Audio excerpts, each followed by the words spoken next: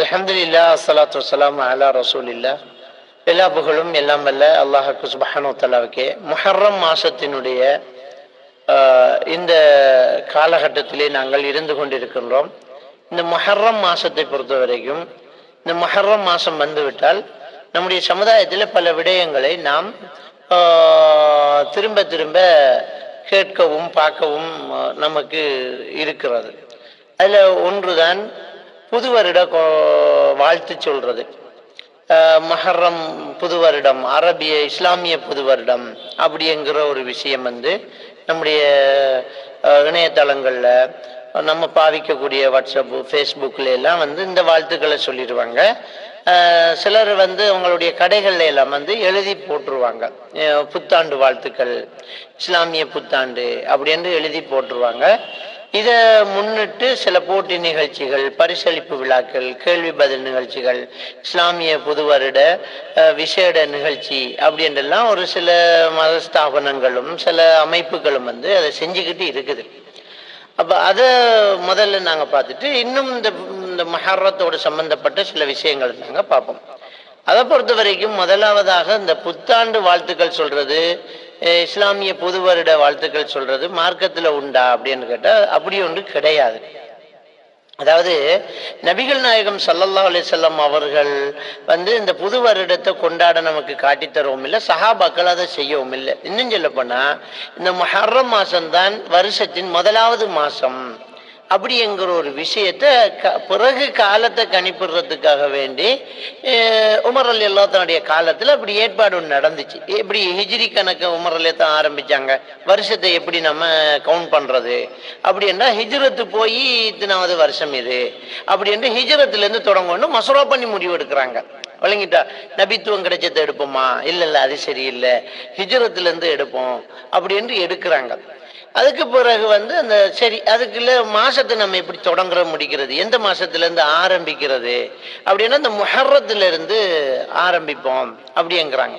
அப்போ இந்த முஹர்ரம் மாசத்திலிருந்து ஆரம்பிக்கணும்னு இடையில தான் முடிவெடுக்கப்பட்டுச்சு. அது நபி தான் ஆரம்பிச்சு இருந்தாலும் நபி இந்த ஒரு வழிமுறையை நமக்கு கொண்டு வரல. இன்னும் சொல்ல போனா நபிகள் நாயகம் ஸல்லல்லாஹு அலைஹி வஸல்லம் அவர்கள் யூத கிறிஸ்தவர்களுக்கு மார்க் செய்ய சொன்னாங்க. புது வருட கொண்டாட்டங்களை இந்த கிறிஸ்தவர்கள் யூதர்கள் தான் என்ன செய்யறாங்க, கொண்டாடிட்டு இருக்கிறாங்க. முஸ்லிம்களுடைய பழக்கத்திலையும் புழக்கத்திலையும் அப்படி ஒன்று இருக்குல்ல, அதனால அது ஒரு பிதஅத்தான ஒரு விஷயம், அதை நாங்க செய்யக்கூடாது.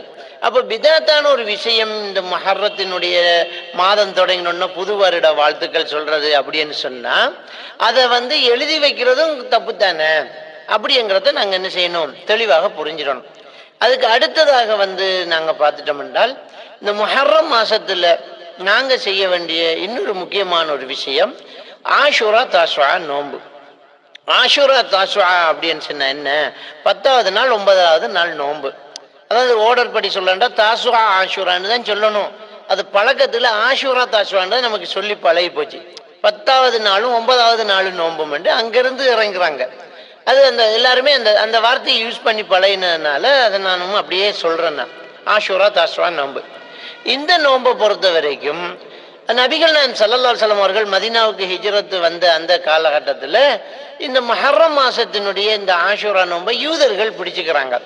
அப்ப கேட்குறாங்க, ஏன் இதுல நீங்க நோன்பு வைக்கிறீங்க அப்படி என்று கேட்ட உடனே அவங்க சொல்றாங்க, இந்த நாளையில தான் எங்களுடைய நபிய மூசா அலைஹிஸ்ஸலாம், மூசேன்னு சொல்லுவாங்க இல்லையா, மூசா நபியை ஃபிரௌன்ட்ட காப்பாத்தினது, அந்த கடல்ல மூழ்கடிச்ச சம்பவம் நம்ம எல்லாருக்குமே தெரியும். அது இந்த முஹர்ரம் மாசம் 10வது நாள் தானா. இது அல்லாஹ் அவரை காப்பாத்தின நாள், அதற்கு நன்றி கடனாக நாங்க அந்த நாளை நோன்பு வைக்கிறோம் அப்படின்னு யூதர்கள் சொல்றாங்க. அப்ப நபிகள் நாயகம் ஸல்லல்லாஹு அலைஹி வஸல்லம் என்ன செய்றாங்கன்னு சொன்னால், உங்களை விட மூசா நபிக்கு நன்றி கடன் படுறதுல நான் ரொம்ப தகுதியுள்ளவனா இருக்கிறேன் அப்படின்னு சொல்லி அவரு அந்த நோன்பு வைக்கிறதுக்கு மக்களுக்கு கட்டளையிடுறாங்க, நோன்பு வைக்கிறாங்க. அப்ப இந்த 10வது நாள் நபிகள் நாயகம் ஸல்லல்லாஹு அலைஹி வஸல்லம் நேராங்க நோன்பு வைக்கிறாங்க, மக்களுக்கும் அதை சொல்லி காட்டுறாங்க. அப்ப இந்த ஒரு சுன்னா வருது. இதுல ஒரு முக்கியமான ஒரு விஷயம் என்னன்னா, இந்த 10வது நாள் தான் மூசா நபி அல்லாஹ் ஃபிரௌன்ட்ட இருந்து காப்பாத்தினான். அப்படி அதுக்காகத்தான் நாங்க நோன்பு வைக்கிறோம். அவங்க அந்த வரலாறு சொல்லும் போது, இல்லையே உங்க வரலாறு தப்பு, அது 10வது நாள் கிடையாது, அது 8வது நாள் அல்லது 12வது நாள் அப்படின்னு ரசூலுல்லாஹ் என்ன செய்யல, தர்க்கம் செய்யல. ஏன்னா அந்த வரலாறு அவர் ஏத்துக்கிறார். ஏன்னா அவர் ஏத்துக்கிறாருன்னா அதுதான் உண்மை. இல்லாட்டி அல்லாஹ் வஹி மூலமா அறிவிச்சிருப்பான், அவங்க தப்பு செய்யறாங்க, பிழையா சொல்றாங்க, அந்த நாள்ல கிடையாதுன்னு அல்லாஹ் தடுத்திருப்பான். அதை ஏற்றுக்கொள்றாங்க அப்படின்னு சொன்னால், அனில் ஹவா, அல்லாஹ் குர்ஆன்ல சொல்லலாம், அவர் மனோ இச்சை பிரகாரம் பேச மாட்டாரு, இன் ஹுவ இல்லா வஹீன் யூஹா, அவர் பேசினதெல்லாம் வஹியா தான் இருக்கும் அப்படின்ற அல்லாஹ்னு சொல்றதுனால கண்டிப்பா நாங்க உறுதியா நம்புறோம். இந்த 10வது நாள் தான் அல்லாஹ் காப்பாத்திக்கிறான் மூசா நபியை அப்படிங்கறத நாங்க என்ன செய்யறோம், ஏத்துக்கிறோம். அப்ப இந்த 10வது நாள் நோன்பு வைக்கிறது ரசூலுல்லாஹ் வளமையாக்குறாங்க. அப்ப சஹாபாக்கள் கேட்கிறாங்க, யூதர்களுக்கு மாறு செய்ய அடிக்கடி சொல்லுவீங்களே, இது அவர்களும் நோன்பு வைக்கிறாங்க, நாமளும் நோன்பு வைக்கிறோமே அப்படிங்கிறத மக்கள் சுட்டி காட்டுறாங்க. நபிகள் நான் ஸல்லல்லாஹு அலைஹி வஸல்லம் சொல்றாங்க, அடுத்த வருஷம் நான் உயிரோடு இருந்தா 9வது நாள் நோன்பு வைப்பேன் அப்படிங்கிறாங்க. ஆனா அதுக்கிடையில நபிகள் நாம் ஸல்லல்லாஹு அலைஹி வஸல்லம் மரணிச்சிட்டாங்க. அப்படி சொன்னதனால 9ஆம் நாளையும் பிடிச்சு 10வது நாளையும் பிடிக்கிறது ஒரு நபி வழியாக இருக்குது. இது அந்த ஆஷுரா தாசுவா நோன்பு அப்படிங்கிறது, அதை நாங்க நோன்பு நோற்றுக்குவோம். இன்னொரு விஷயம் இந்த நிகழ்ச்சியில நடக்கும் என்னென்றால், கர்பலாவுடைய நிகழ்வு. ஏன்னா முஹர்ரம் வந்தாலே பள்ளிவாசல்கள் நிகழ்ச்சிகள் இப்படி எல்லாம் என்ன செய்வாங்க, கர்பலாவை பத்தி என்ன செய்வாங்க, பேசுவாங்க. என்னது கர்பலா? அது ஒரு இடத்தினுடைய பெயர். இந்த கர்பலாவில் வச்சுதான் ஹுசைன் ரலியல்லாஹு தஆலா அவர்களை திட்டி யூதர்கள் தான் கொல்றாங்க. இந்த ஷியாக்கள் தான் கொல்றாங்க. அதுல இருந்து பிரிஞ்சு வருது ஷியா கொள்கை. யாரு ஹுசைன் ரலியல்லாஹு கொலை செஞ்சாங்களோ அந்த குழுவிலிருந்து பிரிஞ்சு வந்தது, அந்த யூத கொள்கையிலிருந்து பிரிஞ்சு வந்ததுதான் ஷியா. அந்த ஷியாக்களே என்ன செய்யறாங்கன்னு சொன்னா, ஹுசைன் ரலியல்லாஹு தஆலா அவர்கள் கொல்லப்பட்ட நாளுக்கு துக்கம் அனுஷ்டிக்கிறாங்க. அதான் கர்பலாவுடைய நிகழ்வு. அதுவும் இந்த முஹர்ரம் 10வது நாள் தான். இந்த முஹர்ரம் 10வது நாள்ல அந்த கர்பலா நிகழ்வு நடக்குது. அந்த ஹுசைன் ரலியல்லாஹு தான் ஏமாற்றி கொல்லப்படுறாங்க. அப்ப அவர் கொல்லப்பட்டதுனால கொடூரம் அவங்க கொலை செஞ்சிட்டாங்க, அந்த துக்கத்தை நாங்க அனுஷ்டிக்கணும் அப்படின்னு சொல்லி இந்த ஷியாக்களுடைய அந்த ஷியா மதஹப் என்ன செய்த அந்த மதம், ஒரு காஃபிர்களை விட மோசமானவர்கள் ஷியாக்கள். அவங்க என்ன செய்யறாங்கன்னு சொன்னா, ஒவ்வொரு வருஷமும் இந்த முஹர்ரம் 10வது நாள கர்பலா நிகழ்வாக என்ன செய்யறாங்க, கொண்டாடிட்டு இருக்கிறாங்க. இது தெரியாம நம்ம சுன்னத்துல் ஜமாத் என்று சொல்லக்கூடியவர்களும் சன்னிகள் என்று சொல்லக்கூடியவர்களும் ஷியாக்களுக்கு எதிரானவர்கள் என்ன செய்யறாங்கன்னு சொன்னா, கர்பலா பயான் வைக்கிறாங்க. இந்த கர்பலா பயானை எப்பவுமே வைக்கலாமே. கர்பலாவுடைய நாளையில என்ன நடந்துச்சு, ஹுசைன் ரலியல்லாஹு எப்படி கொல்லப்பட்டாங்கிற வரலாறு எப்பவுமே பேசலாமே. அது என்ன அன்னைக்கு மட்டும் பேசுறது அப்படின்னா, இது யாருடைய வழிமுறை அப்படின்னு சொன்னா, ஷியாக்களுடைய வழிமுறையாக என்ன செய்யுது இருக்குது. ஷியாக்கள் தான் அந்த வேலையை என்ன செய்யறாங்க, பண்ணிக்கிட்டு இருக்கிறாங்க. அப்ப ஷியாக்களுடைய அந்த திட்டமிடல் தான் இந்த கர்பலா. அதுக்கு நாங்க துணை போக கூடாது.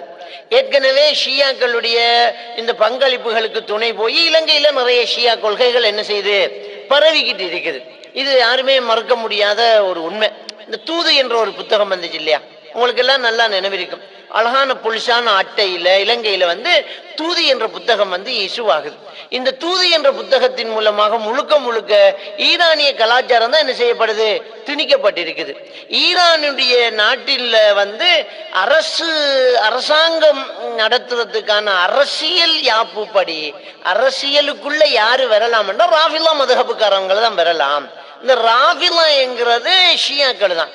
இப்னு ஹஜர் அஸ்கலானி ரஹ்மத்துல்லாஹி அலைஹி அவங்க சொல்றாங்க, ஷியா என்ற ராஃபிலா என்றாலே ஷியா தான் அப்படிங்கிறாங்க. அவ்வளவு மோசமான ஒரு கொள்கை. அதுல இருக்கக்கூடிய இந்த ஆயத்துல்லா கொமேனி, அந்த அதுல வரலாறுல இருக்கக்கூடிய இன்னைக்கு இருக்கக்கூடிய ஈரானிய ஜனாதிபதியாகட்டும் எல்லாருமே ஷியா கொள்கையில இருக்கக்கூடியவங்க தான். இந்த தூது என்ற புத்தகத்தின் மூலமாக ஆயத்துல்லா கொமேனி இமாம் என்று அறிமுகப்படுத்தினாங்க. எந்த அளவுக்கு 80 காலகட்டங்கள்ல அந்த ஆயத்துல்லா கொமேனி செத்து போன நாள்ல தெரியாதனமா இலங்கையில பள்ளிவாசல்ல காயிபான ஜனாசா தொழுகை கூட நடந்திருக்குது. எல்லாம் இந்த தூது புத்தகம் நடத்தின ஒரு காவிருக்கு தொழுகை நடத்தி இருக்கிறாங்க. தலப்பா கட்டி தாடி வச்சா முஸ்லிமா? அப்ப அவன் ஒரு ஷியா தலைவரை வச்சுக்கிட்டு ஆயத்துல்லா கொமேனியை இமாம் என்று அறிமுகப்படுத்தின புத்தகம் தான் இந்த தூது என்ற புத்தகம். இந்த தூது என்ற புத்தகத்தினூடாக ஷியா கொள்கைகள் வெகுவாக என்ன செய்யப்படுது, திணிக்கப்படுது. ஈரானுடைய இஸ்லாமிய புரட்சி மாநாடு நடந்த நேரத்தில் 80 காலகட்டங்களில் நடந்த நேரத்தில் இலங்கையிலிருந்து சிலர் வந்து அங்கே இலவசமாக அனுப்பி வைக்கப்படுறாங்க. அந்த மாநாட்டில் கலந்து கொள்றதுக்கு அனுப்பி வைக்கப்படுறாங்க.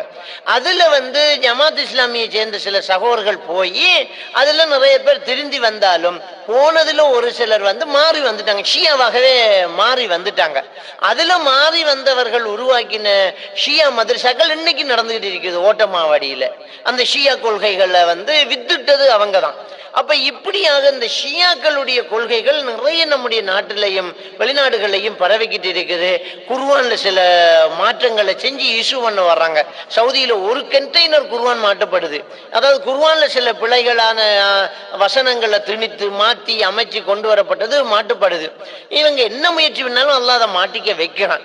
இப்படியாக இவர்கள் வந்து சில திட்டமிடல்கள், சில கலை நிகழ்ச்சிகள், ஸ்காலர்ஷிப் என்ற பேர்ல ஈரானுக்கு எடுக்கிறது.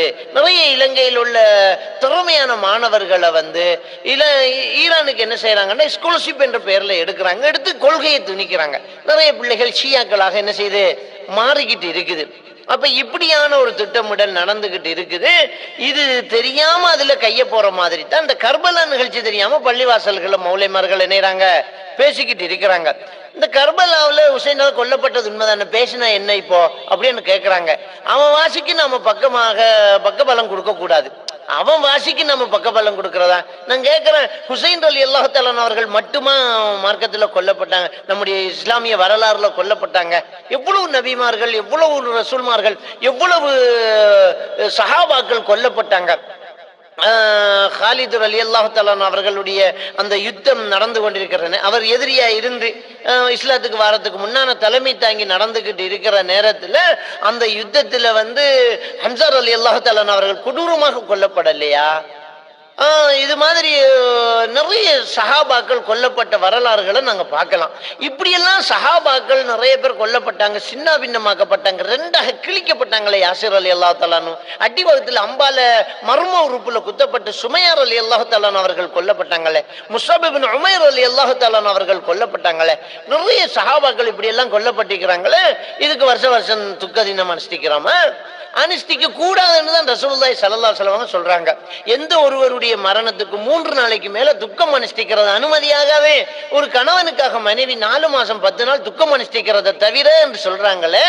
எனவே நம்ம அதை செய்யறதே மார்க்கத்துக்கு முரணானது. அந்த துக்கம் அனுஷ்டிக்கிறோங்கிற பேர்ல நிகழ்ச்சி வைக்கிறது, இதெல்லாம் வந்து மார்க்கத்துல அனுமதி இல்லாத ஒரு விடயம். அப்ப ஷியாக்கள் குர்ஆனுக்கு மாற்றமாக, ஹதீஸுக்கு மாற்றமாக துக்கம் அனுஷ்டிக்கிற 3 நாள் தான். அப்படி வரலாற்றில் இஸ்லாமிய தலைவர்களுக்கு நடந்த அநீதிக்கு துக்கம் அனுஷ்டிக்கணும் சொன்னா ஒவ்வொரு நிமிடமும் நம்ம துக்கம், இன்னைக்கு ஒரு துக்கம் அனுஷ்டிக்கணும், நாளைக்கு ஒரு துக்கம் அனுஷ்டிக்கணும். ஏன்னா நம்முடைய இஸ்லாத்தினுடைய வரலாறுல ஒவ்வொரு நாளும் நம்முடைய இஸ்லாமிய சமுதாயத்துக்கு எதிராக நீதி நடந்துட்டு தான் இருக்கு. இன்னைக்கு வரைக்கும் இஸ்லாமியர்களுக்கு எதிராக பிரச்சனை நடந்துட்டு தான் இருக்குது. எனவே அப்படியாக நாங்க பார்க்க கூடாது. ரசூலுல்லாஹ் 3 நாளைக்கு மேல துக்கம் அனுஷ்டிக்க கூடாதுன்னு தான் சொன்னாங்க. அது அல்லாஹ்வுடைய கலாக்கதிரை நம்பிக்கை கொள்ளாதவர்களுடைய நிலைமையா இருக்கும். அப்ப அதையும் எப்படி செய்யறாங்க? ரசூலுல்லாஹி ஸல்லல்லாஹு அலைஹி வஸல்லம் அவர்கள் என்ன சொல்றாங்க? இந்த ஜாஹிலிய காலத்து விஷயங்கள் இன்னும் இந்த சமுதாயத்தில் இருந்துகிட்டு இருக்குது அப்படின்னு சொல்லி சட்டையை பிச்சுக்கிறது, மரணத்துக்கு ஒப்பாரி வச்சு அழுவுறது அப்படின்னு அந்த சில விஷயங்களை சொல்றாங்க. இன்னைக்கு அது நடந்துகிட்டு இருக்குது. சட்டையை பிச்சுக்குவாங்க. இந்த கர்பலா நிகழ்ச்சி, இந்த ஆஷூரா தினத்து உரையை ஒன்று நடத்துவாங்க பள்ளியில் இந்த ஷியாக்கள். அந்த உரை நடத்திக்கிட்டு இருக்கிற இமாம் என்ன மிம்பரை பிச்சு எறிஞ்சி, முன்னுக்கு இருக்கிற மைக்கை பறிச்சு எறிஞ்சி, பக்கத்துல கொழுவிட்டு இருக்கிற மணிக்கூட்டை தூக்கி எறிஞ்சி, சட்டையை கிழிச்சு, முகத்தை கீறி கத்தி குளறி எல்லாரையும் அழ வைப்பாங்க. நீங்க அந்த வீடியோக்களை யூடியூப்ல என்ன செய்யலாம், அந்த கர்பலா நிகழ்ச்சி ஸ்பீச் அடிச்சிட்டீங்கன்னா, கர்பலா ஸ்பீச் அடிச்சிட்டீங்கன்னு சொன்னா கண்டிப்பா அந்த ஸ்பீச்சில் இடையில கத்தி ரத்தம் எடுத்துருவான் அவன். இதெல்லாம் நடந்துகிட்டு இருக்குது. அப்ப ரசூலுல்லாஹ் சட்டையை கிழிக்கிறத தடுத்தாங்க, ஒப்பாரி வைக்கிறத தடுத்தாங்க. இது ஜாஹிலிய காலத்து பழக்கம் பண்ணாங்க. இது அல்லாஹ்வுடைய சாபத்துக்குரியதுன்றாங்க. ஏன்? அல்லாஹ்வுடைய கலாக்கதிரை ஏற்க மறுக்கிறவன் தானே அது. இன்னா லில்லாஹி வ இன்னா இலைஹி, அல்லாஹ் தான் எடுத்தான். இதான இஸ்லாமிய சட்டம், இஸ்லாமிய மார்க்கம் தானே. அல்லாஹ் எடுத்த முடிவை ஏற்றுக்க மாட்டேன் அல்லாவோட ஃபைட் பண்ற மாதிரி இல்லையா ஒப்பாரி வைக்கிறது. அப்ப இந்த கர்பலா நிகழ்ச்சியில் என்ன செய்றாங்கன்னு சொன்னா, தன்னை காயப்படுத்திக்கிறாங்க, தீ மிதிக்கிறாங்க, வெட்டிக்கிறாங்க. நீங்க அதை பார்க்கலாம் நிறையவே. தன்னை காயப்படுத்தக்கூடிய வீடியோக்களை, படங்களை எல்லாம் நீங்க பார்க்கலாம். இப்படி எல்லாம் செய்யறாங்களே, இது வந்து இஸ்லாமிய மார்க்கத்துல உள்ளதா? இல்ல, இது தப்பான ஒரு கொள்கைங்கிறத நாங்க என்ன செய்யணும், தெளிவாக புரிஞ்சு கொள்ளணும். அப்ப இந்த கர்பலா நிகழ்ச்சி வந்து இல்ல, இந்த ஆஷூரா தினத்துல இந்த ஷியாக்களுடைய எந்த அட்டகாசம் கிடையாது, நோன்பு மட்டும் இருக்குது. அந்த நோன்பை நாம வச்சு கொள்ளணும். இந்த தன்னைத்தானே காயப்படுத்திக்கிற இந்த விஷயம் தப்பான விஷயங்கிறத நாங்க என்ன செய்யணும், தெளிவாக புரிஞ்சு கொள்ளணும். இன்னும் இந்த ஷியாக்களுடைய அட்டகாசங்களும் ஷியாக்களுடைய வழிகேடுகளையும் பற்றி நிறைய நீங்க யார் இந்த ஷியாக்கள்ங்கிற தலைப்புகளின் ஊடாக ஷியாக்கள் என்பவர்களுடைய கொள்கை என்னங்கிற தலைப்பு நிறைய நீங்க பார்க்கலாம். பார்த்து பயன் பெற்றுக் கொள்ளுங்க. இந்த ஷியாக்களுடைய இந்த மோசமான கொள்கையிலிருந்து நாங்க விடுபடணும். முஹர்ரம் மாசத்துல வந்தவைகள் இருந்தவைகள்ங்கிற விஷயத்தை நாங்க தெளிவாக புரிந்து பிதஅத்துக்களை விட்டும் விலகி சுன்னாக்கள்ல நாங்க கால் வைத்து அதை எடுத்து நடக்கக்கூடியவர்களாக மாற வேண்டும். அல்லாஹ் தஆலா நம் அனைவரையும் ஈமானோடு வாழ வைத்து ஈமானோடு மரணிக்க செய்வார்.